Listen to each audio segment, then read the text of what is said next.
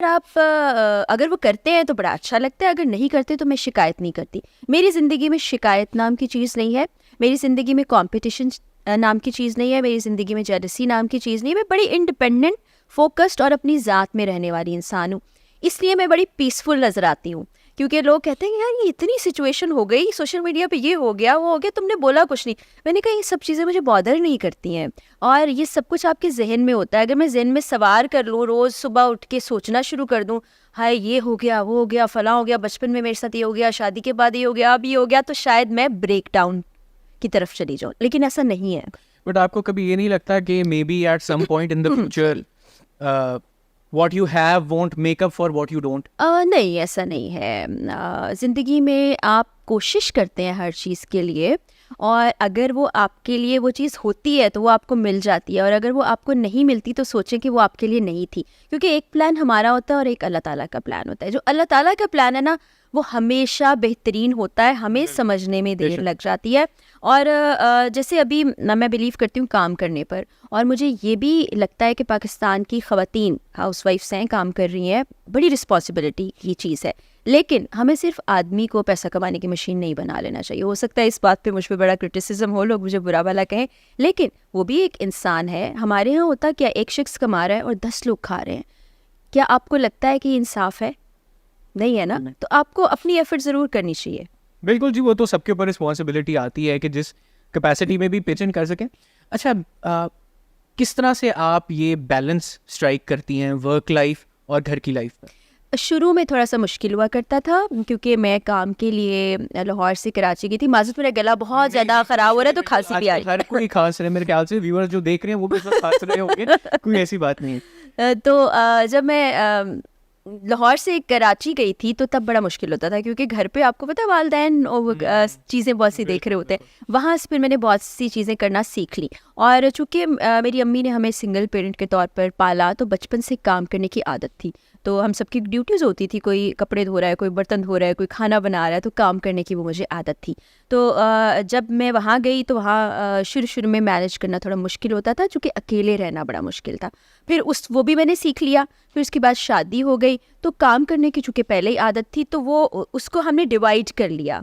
जैसे मेरी शिफ्ट उस वक्त शाम की हुआ करती थी, तो मैं सुबह उठ के घर के कुछ काम देखना, अच्छा ये धुलने वाले कपड़े हैं, इनको धो लूँ, अच्छा खाना बना के 2 दिन का रख लूँ, ताकि 1-2 दिन मैं आराम से गुजार सकूँ। इस तरह से मैंने मैनेज कर लिया। और अब तो मतलब इतने यू वेल साल हो ट्रेन्ड इस गए। चीज को मैनेज अब करने तो के। इतने साल हो गए, पता ही नहीं चलता। सुबह उठती हूँ, ऑटो जैसे ऑटो पे नहीं लग जाता, सब चीज़ें काम हो रूटीन जाते हैं। सेट है, उसके मुताबिक सब कुछ होता एग्जैक्टली। रहता है। अच्छा, अभी ये इससे पहले हम लोग बैठे हुए थे तो सोर्सेज ने बताया कि जब इकरार भाई का रिश्ता आया था पहले आपने इनकार कर दिया। क्या ये सच है? इसमें कुछ सच्चाई है। तो क्या स्टोरी है ये, प्लीज अब आए शेयर। ये स्टोरी ऐसी है, जाहिर है कि वो मुझे भी अंदाज़ा था, पता था कि एक शादीशुदा शख्स है और शादीशुदा शख्स से शादी नहीं करनी चाहिए। लेकिन बाद में फिर मैं कन्विंस हो गई थी। उन्होंने मुझसे बातचीत की, गुफ्तगू की, और वो बातें ज़ाहिर है मैं नहीं बता सकती, वो उनका सीक्रेट है। तो फिर बाद में उनका ट्रिक है ये वही बता सकते हैं। ये सवाल भी बड़ा ट्रिकी है। लेकिन बाद में फिर मैंने कहा कि ठीक है, मुझे लगता है कि इनके साथ लाइफ अच्छी गुजर जाएगी, और अल्लाह का शुक्र है कि अभी तक ये डिसीजन अच्छा जा रहा है। और ज़िंदगी में आप जब चीज़ों को एक्सेप्ट कर लेते ना, तो चीज़ें बेहतर होने लगती हैं। बचपन में आपको स्कूल में टीचर ने ज़रूर कहा होगा कि अगर बच्चे आपका कॉन्सेप्ट क्लियर हो जाए तो ये चीज़ आप बिल्कुल समझ जाएंगे। तो मेरे कॉन्सेप्ट ज़िंदगी और चीज़ सारे बिल्कुल क्लियर है। अच्छा, तो अभी आप बता रही थी थोड़ी देर पहले कि इकरार भाई जो हैं घर पे भी काम में अक्सर बिजी रहते हैं और सब कुछ। हमेशा, अक्सर नहीं, हमेशा। अच्छा, हमेशा, ओके।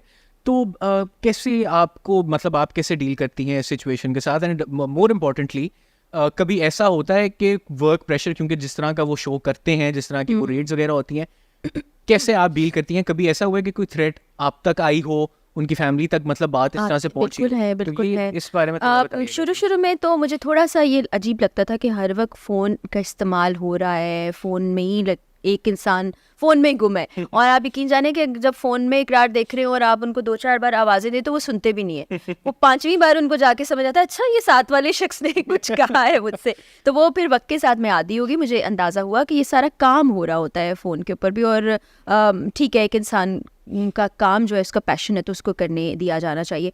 धमकियों की जहाँ तक बात है, इकरार जिस तरह का प्रोग्राम करते हैं तो वो बहुत ज़्यादा उनको इस चीज़ को फेस करना पड़ता है। अब ज़ाहिर है परेशानी हमारे तक भी आती है, फैमिली भी डिस्टर्ब होती है, लेकिन अब तकरीबन 2012 से लेके अब 2024 हो गया, तो आप देखिए तकरीबन 12 साल हो चुके प्रोग्राम करते करते, तो अब हम यूज्ड टू हो चुके हैं और अब हम बजाय कि उनसे कुछ कहा जाए अल्लाह से दुआ मांग लेते हैं। और अब तो लोग भी बड़ी दुआएं करते हैं ना, जहाँ आप जाएँ जहाँ मिले लोग दुआ कर रहे होते हैं, तो उनको काम करने दिया जाता है कि अच्छा ठीक है आप करें। नहीं तो कभी आपका ये दिल नहीं करता कि आप उनसे कहें कि छोड़ दें ये सब, क्योंकि मतलब हमने देखा है शुरू में शायद फैमिली ने, खासतौर पे जो मेरी मदर इन लॉ है उनको बहुत ज़्यादा, ज़ाहिर है उन सबसे बड़ा बच्चा सबसे ज़्यादा प्यारा होता है तो उनको ऐसा लगा, लेकिन जब एक शख्स आगे से ये कहे कि अगर इसमें मेरी जान भी चली जाएगी तो मैं उस नहज पर पहुंच चुका हूँ, उससे फिर आगे क्या चीज़ रह जाती है, फिर उस शख्स को आप समझा और कह भी नहीं सकते, तो उसकी हिफाजत की बस दुआ है। अभी थोड़ी देर पहले भी हम बात कर रहे थे फ्रीडम ऑफ प्रेस की जो सिचुएशन है पाकिस्तान में, जिस तरह से क्रैकडाउन होता है जर्नलिस्ट के ऊपर, हम सब देखते हैं। इसको जहन में रखते हुए व्हेन ऑल दैट, जो उनकी बातें हैं, जो उनका जज्बा है, when it seems more real than ever, तब भी दिल में खौफ नहीं आता आपके? दिल में तो परेशानी तो होती है, लेकिन वही बात है कि आप अल्लाह ताला से दुआ कर सकते हैं, करते हैं, और एक शख्स अगर इस हद तक पैशन में आगे चला जा चुका है तो उसको फिर रोकना बड़ा मुश्किल होता है, तो वो हमारे बस में नहीं है।